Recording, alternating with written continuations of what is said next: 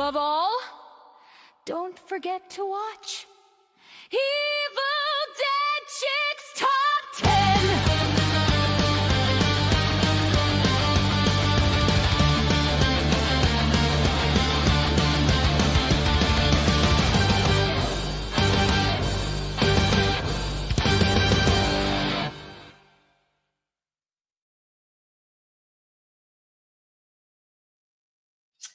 Well, howdy again, gang. I am back. There was a temporary AT&T internet outage. I don't know that I've actually had an internet outage per se since I've got AT&T Viber, but it happened today. First, we had our power go out for, I don't know, 30 minutes or so earlier today, and then an internet outage. So I don't know what the heck's going on, but I'm back now.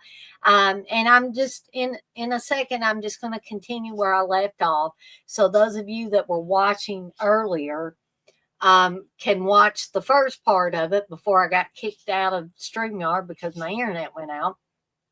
And you can continue with the second part. So apologies to anybody that was in there when I, left unexpectedly. So I wanted to remind everybody also about, you may notice the QR code that's on the screen. That is a link right now to the deaditesondeck.com horror shop. And you can take your phone and you can scan it with your favorite QR code app, and you can tap the link and go right to my Deadites on Deck horror shop and shop, like I said, shop to your heart's content there. So I'm going to go ahead and continue. That little outage may have messed up my chances of having anybody on here. But that's okay. You can always watch it on the replay. You can watch the first half before the internet outage, and you can watch the second half after the internet outage. And apologies again because it took me a little bit to get everything up and working again. All right.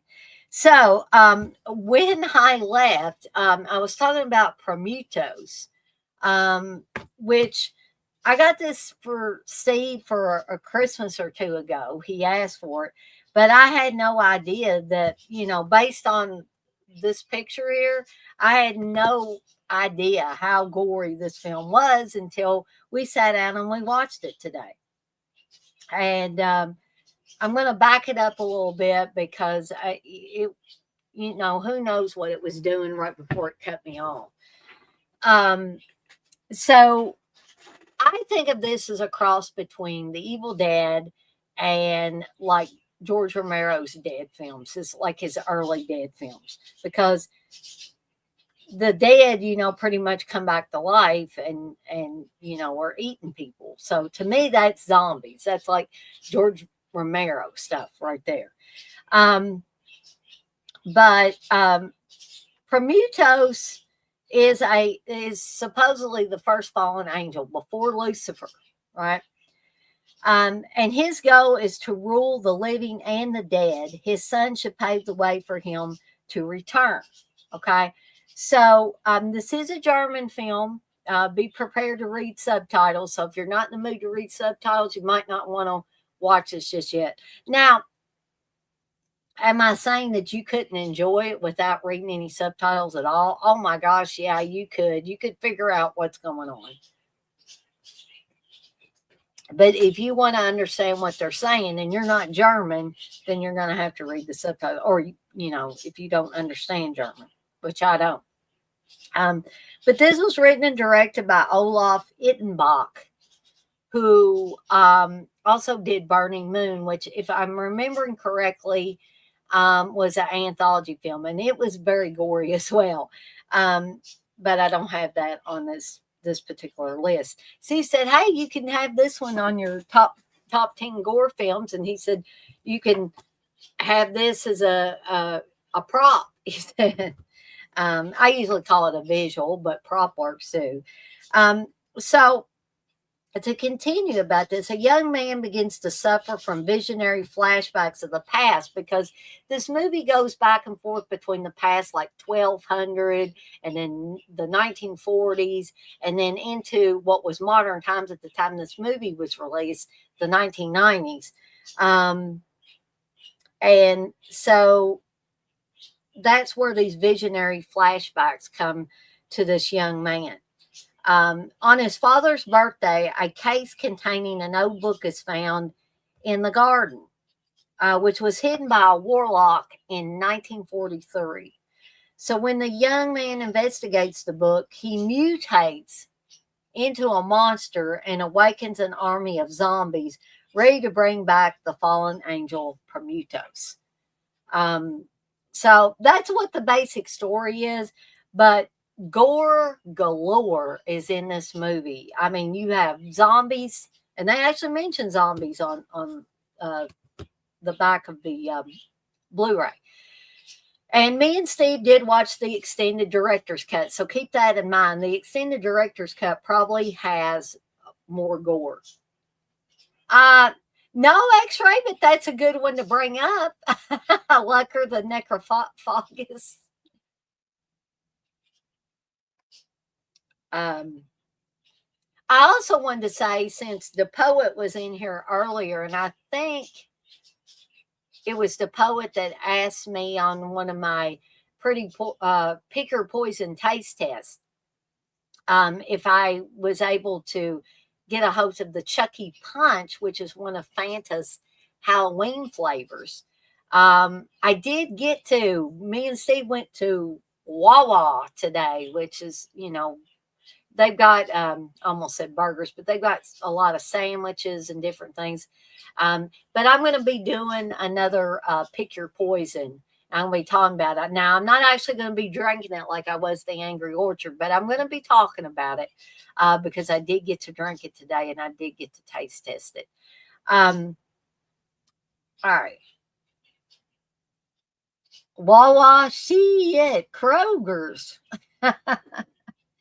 Well, I can't find it at Kroger's. I can't find it anywhere else in Louisville except we went into Wawa today to get some sandwiches. And we went to, or I got the $6 meal deal where you get a sandwich and chips and a drink. And we went over to the Freestyle machine, evidently Fanta's Coke products. And I was like, oh my gosh, it's the Halloween Fantas. I was like, I can, I've looked everywhere else for them to try to find them in bottles or cans or something, and I cannot find them. I mean, if you look online, it says the stores have them here in Louisville, but I cannot find them. Can't find them at all. And, usually DoorDash is my second best place, but they won't even come up under DoorDash, or I'm not searching for them correctly. But yeah, I think me and Steve have looked at Kroger, Walmart, Meijer, maybe, and no luck, no dice. Which, I don't know if other people have this problem that live in bigger cities like Louisville or even bigger than Louisville. But it seems like if something is put out, people just grab it and then, they don't get any more. So, I mean, that may have been what has happened. But anyway, I just wanted to take a little break and mention that I'm going to be doing a another Pick Your Poison, not for an alcoholic drink, but for Fanta. Steve said he'd take me back to Wawa and I could try the other flavors. And so stay tuned. I may be doing some more Pick Your Poison taste tests for the other flavors. But anyway, this movie is very, very gory and bloody. You've got zombies eating people. You've got zombies being blown up with grenades. You've got people being chopped up. You've got holes being blown in people's heads. All kinds of stuff. So, definitely, if you're a gore fiend or like I am at certain times, I mean, that's not all I watch, but I get in moods to watch gore films. And so I sometimes like to share with you guys and gals movies that I have enjoyed on these different themes that I think that you guys and gals might enjoy as well. So, Prometheus, I enjoyed watching it today. And like Steve said, hey, you can add this to your top 10. And I said, yeah, sure. This might be one that not everybody has heard of. So that's Prometheus. The next one I also pulled off of Steve's shelf, and I think I bought this one for Steve as well. And this is directed by Mr. Peter Jackson. And no, it's not Bad Taste. It's not Meet the Feebles, but it is Dead Alive, which has actually been touted as the goriest fright film of all time by Phantom of the Movies from the New York Daily News. And yeah, I've seen this one, folks. This one is pretty gory. So it says on the back of this, it warns you right up front.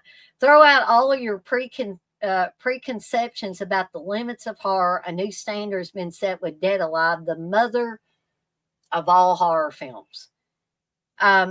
So we've got this small town where a young man has to care for his mother, and she's very domineering and, dare I say it, abusive to him in many respects.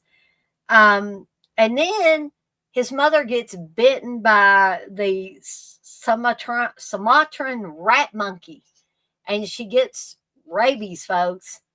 And this isn't just any rabies. This is this is Peter Jackson level stuff here. This is before he was doing Lord of the Rings and stuff, people. He was doing this, balls to the wall, like gore film stuff. Puke in a bucket stuff. And I'm not trying to make anybody sick. I'm just saying that, Peter Jackson, before he was doing Lord of the Rings, he was, right there with us gore hounds and, horror fans. And I'm not, putting down Peter Jackson now. I'm not putting down Peter Jackson who directed Lord of the Rings. X-Ray, I would have to agree with you on that. You say he made his best shit back then. Never liked his elf bullshit. I mean, I'm not saying Lord of the Rings is bad, but normally that stuff is not my cup of tea. If you like it, you like it. It's just like when Sam Raimi went from doing like Evil Dead and other, similar types of movies and started the Spider-Man stuff. I was like, what? It's kind of grown on me over time. But I will say that the Doctor Strange movie that Sam Raimi directed, I really enjoyed because it had a lot of elements of Sam Raimi's early stuff, right? Yeah. Oh, yeah. Actually, he said once these guys go Hollywood, they lose their balls. I'm sure he's watching the stream crying on that big pile of money. He's watching like fuck X-Ray Punch. Oh yeah, I'm sure that my stream that I'm doing is the furthest thing from Peter Jackson's mind right now. But this is great. I even love Meet the Feebles, which I'm sorry, if this offends anybody, but Meet the Feebles, it's like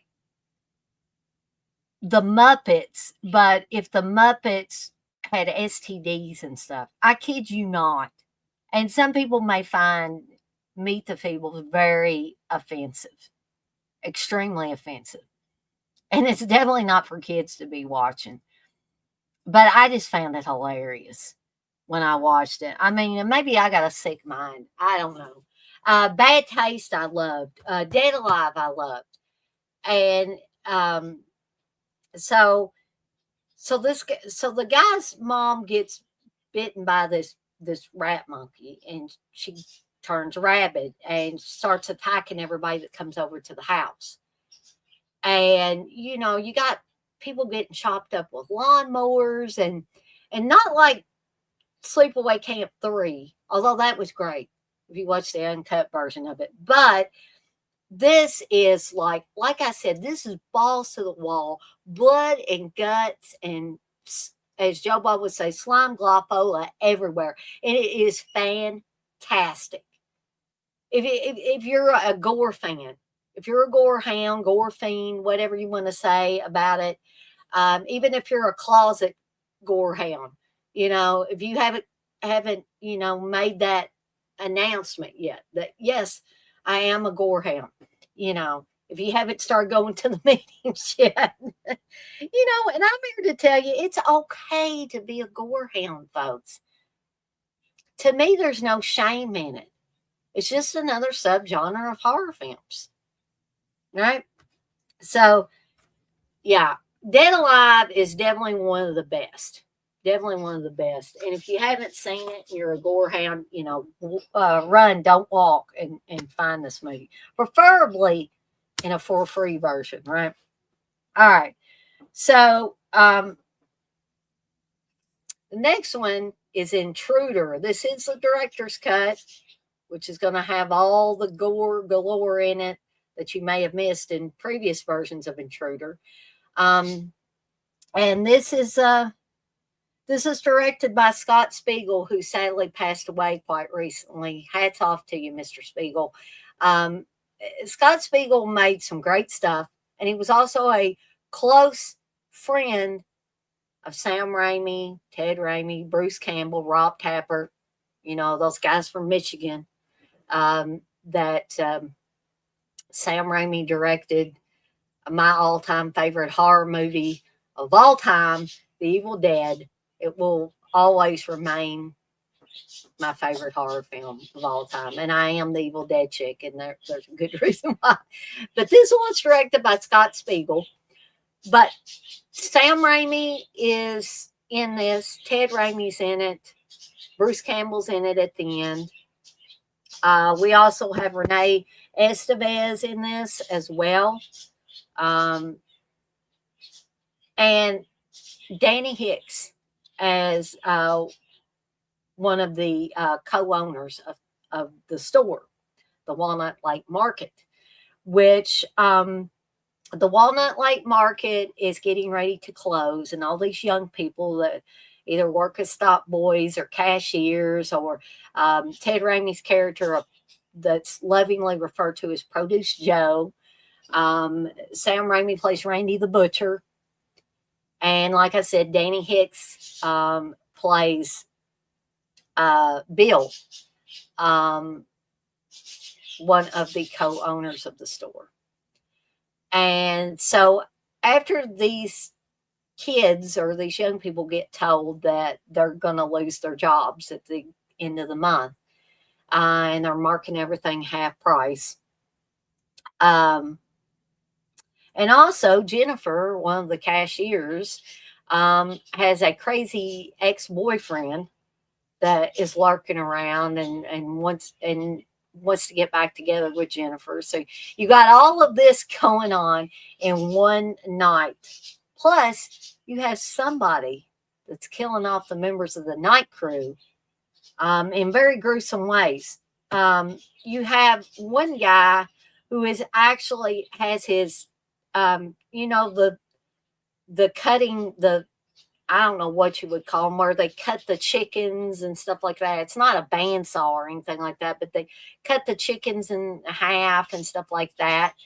He actually gets his head, cut in two like this with that little machine. You have somebody hung on a hook, and the hook comes out their eye. I mean, just absolutely, for a gore hound like me, it's absolutely fantastic, and it's fun. And It's also from the producer of Inglorious Bastards and Pulp Fiction, Lawrence Bender, who Lawrence Bender plays a cop as well as Bruce Campbell near the end of the movie. So very bloody, very fun, very gory. Um, and it's something that I continue to go back to quite frequently. Um, just because it's so much fun. Oh, and I forgot, one character gets actually crushed by a machine that crushes the cardboard boxes. It's yeah, it's fantastic, folks. Um, but if you've not seen Intruder, which started out as a short called Night Crew, um, I urge you to seek this one out. This is actually, I got this from Synapse Films several years ago, and it actually comes with the Intruder work print. This was number 403 out of 500. Um, so I got that many moons ago. I was still living with my parents at the time that I got this. So that's Intruder. So here's the second Lucio Fulci film I've got in my stack here. The House by the Cemetery. Yes, this is, I really don't know, which one is gorier, this or City of the Living Dead, aka The Gates of Hell, which I talked about in the first half before the internet outage happened.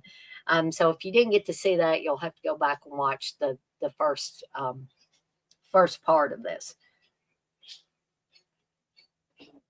But Fulci pulls no punches with this. He kicks this off with a bang. In that there's a couple making out in this old house because people are always in houses that they don't have any business being in horror movies, right? So this girl actually, and I think this is a fantastic effect. It's been used in a lot of horror films, but basically a knife comes down, goes through the back of this girl's head and neck and out through her mouth. It was also done in pieces, which I'm going to talk about as well. And Fulci doesn't just show you this and then go away to something else. He lingers. So you really get to see the full special effect, right? And I know if somebody came in during this and didn't really get a good handle on what I'm talking about, they would say, "Oh my God, what is wrong with this woman? Why is she talking about this horrible stuff like it's something fantastic?" Folks, to me, it's art. It's like art. Because to me, there's a lot of creativity that goes into these set pieces. There just is. So, so what do we have here? So we have a young family. Catriona McCall yet again is in this one as the mother to Bob, one of the most annoying kids in horror film history, if you ask many people. And so the mother and father and little Bob move to a spacious new home in New England because the father is wanting to learn about this doctor who was doing some weird experiments, and basically we don't know what happened to him. It's like he disappeared, but apparently he's still in the house and he's not through causing havoc with people. So I think it's Dr. Freudstein. Apparently he's still in the house, and there's this ghostly girl, May, who keeps telling Bob, even before they go to New England, "Bob, don't go inside. Don't go inside." Telling him, "Don't go inside this house." And so it's kind of it's a gore film, it's a horror film, It's also a little bit of a supernatural film because we've got some ghosts in here too. So we have Catriona McCall. We have Paolo Malco from the New York Ripper. We have Ania Pironi from Tenebrae in this. And Carlo DeMajo from City of the Living Dead, aka The Gates of Hell. And you also get, if you guys out there are fans of Dagmar Lassender, like my husband is, from Hatchet for the Honeymoon, they're all in House by the Cemetery. And there is a good reason why Lucio Fulci was always referred to as the godfather of gore. Now, I don't know if he was happy about that or not, but because this man made a shit ton of gore films in his career, which was sadly cut short in 1996 due to complications from diabetes. And who knows what other, if he hadn't gotten so ill and his body's so damaged, can you imagine? Now, Fulci had some stinkers in his career, as most directors do, and I'm not going to linger on those or dwell on those. But when I think of Fulci, I think of the great stuff he did: House by the Cemetery, City of the Living Dead, Zombie, stuff like that. I'm not a big fan of The Devil's Honey. I just think that's a little too sleazy for my taste. But other people may find it fantastic. It's just like some of Argento stuff. Some of Argento stuff I find really, really great, and other stuff I'm like, But that happens with all directors. Even Sam Raimi, he's one of the most beloved horror directors for me. Even Sam Raimi has fallen short in my eyes sometimes. So you have a bad film or two in your career. That doesn't make your life over, right? So I tend to focus more on the greats, their greatest hits. But this one's definitely bloody. It's definitely gory. It's definitely a whole heck of a lot of fun. And this is top of the line, top tier, whatever you want to say, Fulci. All right. So that's House by the Cemetery. And it's a wonder I didn't have more David Cronenberg films in here. But this is David Cronenberg's remake of The Fly from 1986, which, by the way, is one of the body horror picks for the next watch-along I do. So Videodrome's in the lead. I think it's still in the lead. So just a little reminder, if y'all want to have some say-so over what the next watch-along movie is going to be, we've got Videodrome, we've got this movie, The Fly from 1986, and we've got Shivers up for grabs for the next watch-along. But let's talk a little bit about Cronenberg's remake of The Fly. Now, for those of you that saw the old 1950s version of The Fly, this is nothing like that. No rubber heads and stuff like that, and no seeing their wife a million times because of the flies, and no no fly with a man's head going, hit me in a spider web. None of that. Okay. So you have Jeff Goldblum playing a scientist, Seth Brundle. He's very brilliant scientist. And he's wanting to try to figure out a way that people that get car sick or don't like to ride in airplanes and stuff like that can travel via pods anywhere they want to go. Okay. So what does he do that many scientists do? He tests on himself, right? He's the guinea pig. All right. So unfortunately, poor Seth Brundle gets in one of these pods, but there's a housefly in there with him. His computer system gets confused, and when Seth's body is taken apart at the base level and reintegrated in another pod, that's where the computer gets confused. And we've got we've got the human, Seth Brundle. Well, we've got something else in here. What do I do? So they get combined when he's reintegrated in the other pod.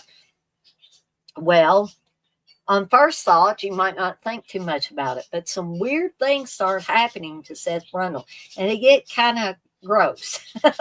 And according to Cronenberg, if he was able to have all the stuff in there that was in there at the beginning, including like fly legs busting through Seth Brundle's torso and stuff like that, the film would have been a lot gorier.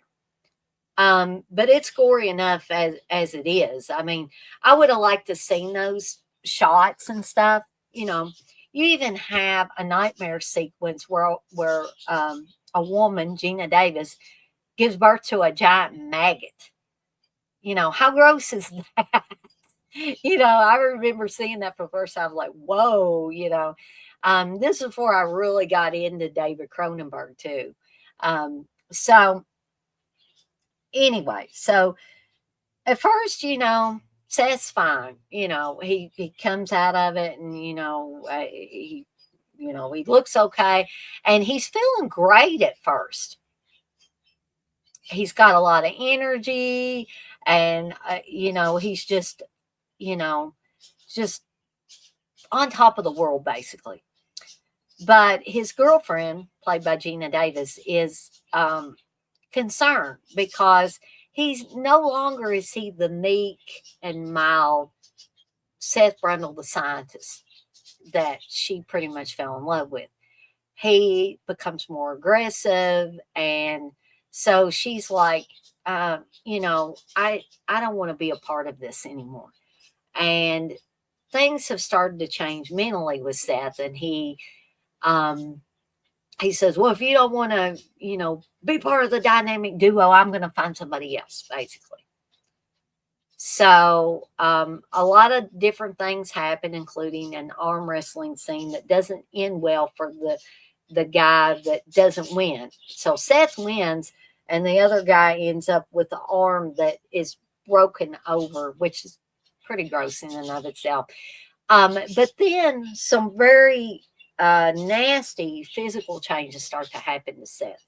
His fingernails fall off, his teeth start falling out, and then, he begins to look like he's mutated. Very scary, horrifying, and gross changes happen to him, including when he's presented with food, he just automatically vomits on it, and it makes it into a liquid, and then he slurps it back up. So, if you've seen other David Cronenberg films, you pretty much know what you're in for with his type of films. But if you were new to David Cronenberg, or you didn't even know who David Cronenberg was, and you were like, thinking, maybe, this is modernized version of that 1950s film. No, definitely not. But it is actually one of my favorite remakes, because I think that Cronenberg did it right, and he did it with a movie that was very, very old and could stand, having a modern take on it, or a modern take from 1986 standards. And the stuff that they were able to do with special effects and all that is just absolutely fantastic. So, yeah, the film's gory. Yeah, some of it's creepy. And exciting and all of that. So I could highly, highly recommend The Fly. It was called a writer for USA Today said The Fly is a true Cronenberg masterpiece. And it really is. As much as his other original films are, Shivers and Videodrome and Rabid and just tons more, right? The Dead Zone probably is the only one that wasn't, like super gory. But The Dead Zone is a fantastic film too. I love what Cronenberg did with that. But that's The Fly. Okay, so moving on to the next film is a film I remember watching with my family when I was a kid.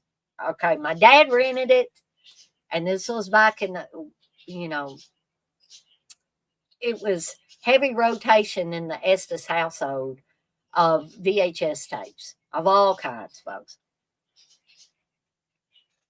but especially horror films. Okay, so dad rented Reanimator, and honestly, we did not know what we were in for with Reanimator, but I don't remember my mom liking it per se, but I remember me and my dad in particular finding this infinitely entertaining because you have Herbert West, played by Jeffrey Combs, who is trying to prevent death, basically. So he has this reanimator agent that glows this fluorescent green color. It's awesome. And he um, is trying to get the freshest bodies. So guess what? He goes to medical school, and some people don't like Herbert West very much because he's kind of out on the fringes. He's kind of cocky. I'm going to conquer brain death, type of thing. We're never really sure if he kills Dan, his roommate's cat, or it's, as he says, the cat. He found the cat dead. Rufus. Strange name for a cat, but that's what the cat's called. So, you animal lovers may not like the fact that he reanimates a dead cat who looked very much like a cat I had as a kid. And he actually kills it twice, as he says in the film. Jeffrey Combs is absolutely fantastic as Herbert West in this, but things get really, really wacky when Herbert West encourages Dan to put everything on the line to help him find fresh bodies. So guess what? They start working in the morgue at the local hospital and trying out West's reagent fluid, and all hell breaks loose. So we have, this is actually Arnold Schwarzenegger's stunt double. That is one of the first dead bodies to get reanimated and go crazy and kills Dan's girlfriend's father. And then they reanimate him, and he ends up in Dr. Hill's. Dr. Hill is the one doctor. He's so sleazy. He wants to have sex with his colleague's daughter, who is much younger than him, right? So very sleazy aspect there. But Dr. Hill hates Herbert West. So he takes the father of Dan's girlfriend and puts him in a glass room where he can, I don't know how or why, it's a horror movie. I ask why. So he can evaluate him. And basically, her father has become an insane person that also would pull your guts out and eat them if he was able to get a hold of you. So, Reanimator is, I have to say, loosely based on Herbert West Reanimator, which is an H.P. Lovecraft story, right? But I consider H.P. Lovecraft to be ahead of his time anyway. So I just have to wonder what he would have thought of what Stuart Gordon did with his little short story. Herbert West Reanimator. but there's plenty of gore, plenty of blood and guts everywhere. This movie is so much fun. Some parts of it are so hilarious that I just can't stop laughing at it. And I know people would say I was sick in the head, but anybody that is a horror fan, is a gore fan, and has seen Reanimator, you know exactly where I'm coming from with this, right? So definitely, if you're a gore hound like me and you have not seen Reanimator, I say seek this out, preferably in a for free version if you can do that. Now, the next two movies, these are in one package, and can be the Evil Dead chick and not talk about these two films, Evil Dead and Evil Dead 2. I'm going to talk about them simultaneously, folks. So basically, Evil Dead and Evil Dead 2, they're both gory in their own way. Now, Sam Raimi has said that Evil Dead 2, the reason why all the blood and stuff flying out of the walls and going all over Bruce Campbell, his character of Ash in Evil Dead 2, are sometimes different colors. It's not all red and visceral. Sometimes it's green and black and other colors. And that was because the MPAAs at that point in time was like, no, no, no, no, no. You can't have all this red blood everywhere. However, Evil Dead 2 does still have some gory parts. I mean, heck, you have Ash, a character of Ash, chainsawing his own hand off. Then the hand runs around flipping him the bird and causing all kinds of havoc for him. Even before it's severed from his body by flipping Ash's body over, hitting him in the head with plates and all kinds of good stuff. And Sam Raimi has always said that Bruce Campbell is the king of being able to flip himself over. I don't know anybody else that can flip themselves over like that. But Evil Dead 2 has a lot more comedy in it.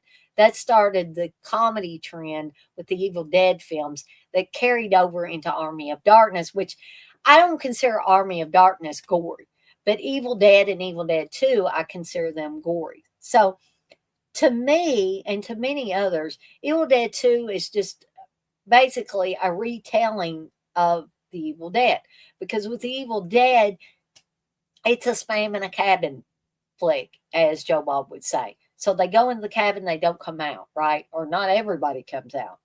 But Evil Dead is a lot darker, because you don't really have comedy in there. You don't have that splat stick type of Three Stooges type of comedy, which Sam Raimi and the others in his group grew up on Three Stooges stuff. And so you will see Three Stooges gags in a lot of Sam Raimi stuff, but you didn't really see it in The Evil Dead. To me, The Evil Dead was a straight ahead horror film. Okay. So you have these college students go to a cabin in the woods, and there's an evil entity there, and they find a tape recorder. They find the book, the Necronomicon, and they find all this stuff that Professor Noby, we find out more about this professor in Evil Dead 2,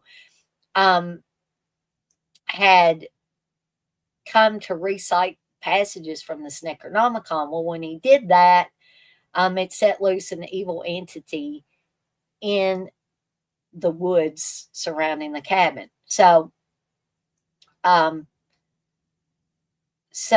Ash's sister Cheryl ends up going out in the woods because she hears something going, join us, join us. Why she goes out there, I don't know. But again, it's a horror film, so why ask why? And she gets assaulted by a tree in a scene that Sam Raimi has later said he regretted. But hey, it's all good, clean horror fun, right? So when she's, assaulted by the tree and she gets loose from the tree and she runs back to the cabin And, she wants to leave, but Ash tries to get her back to town, and the bridge is out, the bridge that they had crossed early. So when they come back to the cabin, she's sitting looking at the window. The other people are doing different things. And all of a sudden, Cheryl turns into the Evil Dead and starts attacking other people. And the only way that you can stop somebody that's possessed by the Evil Dead is total bodily dismemberment. How much gore can you get to that than that? You got people being chopped up and blood and stuff going all over the walls, and it was all red in the Evil Dead. Okay. So fast forward to Evil Dead 2, which is, like I said, basically a retelling of the events of Evil Dead, only it's only Ash and his girlfriend, Linda. And it's a new Linda. It's not Betsy Baker. That was in the playing Ash's girlfriend in the first film. So it's just Ash and his girlfriend Linda. They go to the same cabin, supposedly, and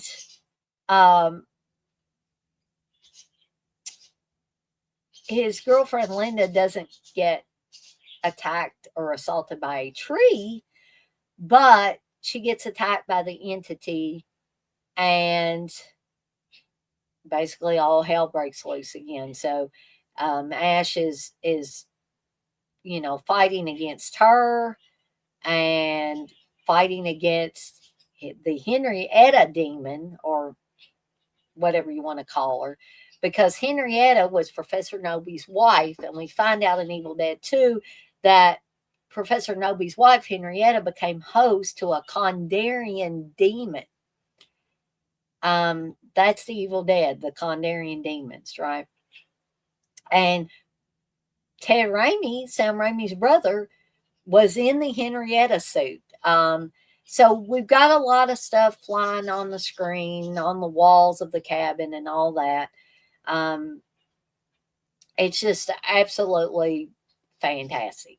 Fun as fun can be. If you're a horror and or gore fan, you're going to find both Evil Dead and Evil Dead 2 just absolutely fantastic. Forget about that reimagining, remake, reboot, whatever you want to call it, from 2013. I still hate that movie. If you like it, fine. I mean, I'm sure it's gory enough, but to me, it's not the Evil Dead.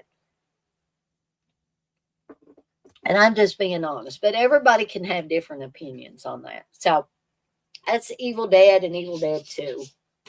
And the last one I want to talk about, it's possible that I talked about it on the slashers, the top 10 slashers for the Halloween season, but I also consider this a gore film as well.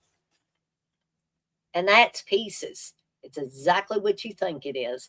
Because how can you resist a movie, if you're a horror and or gore fan, that has, something like this, or has this image that I remember from my video rental days, which this is what I saw back in the day. And it says, you don't have to go to Texas for a chainsaw massacre. Pieces, it's exactly what you think it is.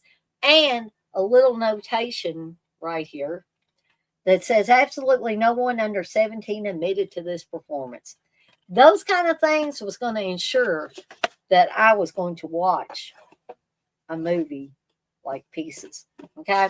So you got the beginning scene, which is gory and bloody enough, of this little boy who's putting together a puzzle. We don't really see all of the puzzle until Mommy comes up behind him, and she's smiling a little bit. She comes up behind the little boy, and then she sees he's putting together a puzzle of a naked lady. And then she goes into total bitch mode, slaps the kid around, tells him, calls him stupid, tells him to get a garbage bag. All this stuff is going in the trash. She tells him she'll kill him if she ever sees him with stuff like that again.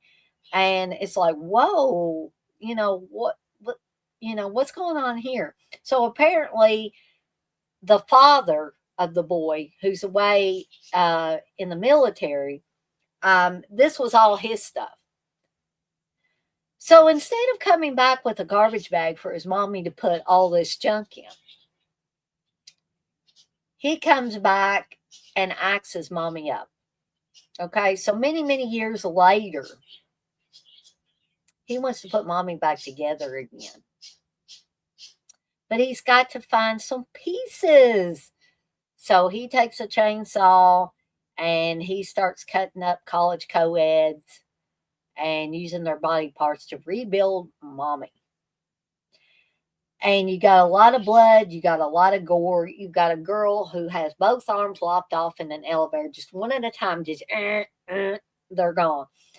You have a girl in a locker room who, after peeing her pants, is sliced through her torso with a chainsaw. And the reason why this looks so real is that a dead hog from the slaughterhouse, thank goodness it was already dead.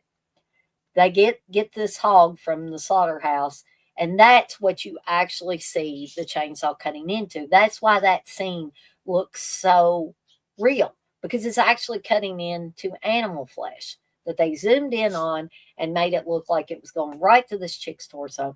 Then you see the after effects of it. So there's blood flying everywhere. There's, the top half of this chick, after she gets sliced in half, sitting on the floor. There's innards and stuff coming out. It's glorious if you're a Gore fan. Plus, you get Linda Day George, Christopher George's wife, screaming "bastard" like 3 times, each time with more emphasis until it becomes just comical by the last time. So you also have Ian Sarah playing the stud of the college. I don't know why. I don't know why Ian Sarah is like, he's not ugly, but I don't know why he's the campus stud, as they call him, But every woman on the college campus apparently wants Kendall. That's Ian Sarah's character. So you you have that added bonus. You have Christopher George in here as a cop or a detective. This is a Spanish horror film. Directed by Juan Piquer Simon, or J.P. Simon, as he's known on some of these movies. Frank Brana's in this. Frank Brana was in a lot of Spanish horror films. I think I may have actually talked about this on my buffet of Spanish slashers, but I'm talking about it again for Gore Films because I think it warrants talking about again. So, definitely, if you have not seen Pieces and you're a horror and gore hound like me, this is definitely one that you want to check out as well. All right. So, I guess that is all for me for tonight. I went on, for almost an hour on the second part and 40-something minutes on the other one. So hopefully you guys and gals will be able to watch both of these parts. I'm sorry for the internet outage. I was not happy at all about that. So be on the lookout for the Pick Your Poison taste test for the Chucky Punch, because that's coming. And me and Steve are going to the movies yet again tomorrow afternoon to see The Long Walk. So hopefully I'll have another Highway to Hell to put up. I'm going to redo some sequences for the Highway to Hell where we went to the Skyline Drive-In for the trick or treat. With the live commentary from Mark Price. So hopefully y'all can hear all of it. I'm going to restructure it so hopefully it won't get blocked. So we'll see what I can do with that. And y'all be on the lookout for that. What else? I've got a whole week of programming coming up if all goes well. More celluloid trash. More horror movie rewinds, more VHS overload, more They're All Messed Up, and got another watch along coming up. So get your votes in while you can on the David Cronenberg body horror choices. that I've got up there. And if you feel so inclined, please enter for the Halloween Horror Pack giveaway for new subscribers, only right now. And the way you can enter is by subscribing and then sharing under that video. Just comment the channel name or your channel handle or screen name that you used when you subscribed, okay? So that I can double check things and be able to put all those in a hat or a plastic pumpkin. Come November 1st, you can enter from now until 11:59 p.m. Eastern Time on October 31st, Halloween. And I guess that is it for me for tonight. And as always, I'm off like a dirty shirt.